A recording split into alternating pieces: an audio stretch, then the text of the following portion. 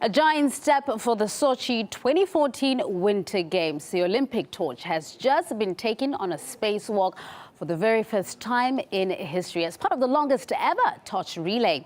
Lindsay France witnessed the unique moment from Mission Control and joins us live. Lindsay, a remarkable scene of feat. What was the mood there? How's everybody feeling right now? Well, it's a very exciting thing to watch live here, because what we're actually getting to see right now is down on the floor, the engineers are essentially walking the cosmonauts through the steps of making it all the way around the International Space Station with the torch in hand. Also, it's important to note here, if any of the viewers out there have noticed, the torch is modified. Obviously, it's been tethered very securely to the cosmonauts because no one wants to lose that thing into outer space. I'd like to know who they may have voted to go after that thing if it actually gets loose. It won't.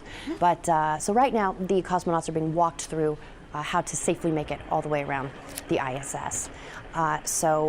It's again, Oleg Kotov, it's his fourth spacewalk, and Sergei Ryazanskiy, it's his first.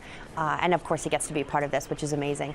Now, of course, the torch has been in space before, once for the 1996 Olympics, once for the 2000 Olympics. But this time in space, it's actually going on a spacewalk. It's not just inside of a shuttle or inside of the ISS.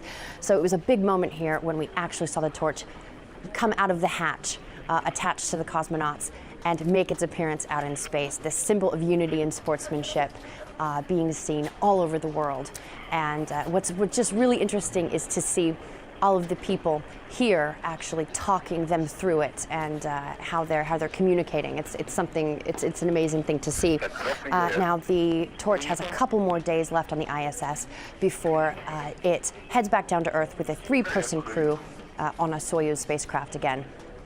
And so it's then going to rejoin this historic relay to Sochi for the kickoff in February of the Olympics. Now, just to give everyone an idea of what's going to happen after the walk takes place, obviously they have very serious cosmonaut work to take care of. So they'll be building a platform for a high-resolution camera on one of the holes of one of the workstations out there, and then they'll be relocating a foot restraint to help in future spacewalks, and also deactivate an experiment package out there. So they have work to do after this takes place, but of course this is the first job of the day, is taking the Olympic torch on a spacewalk, and it is it's slow going, but it definitely is fun to see.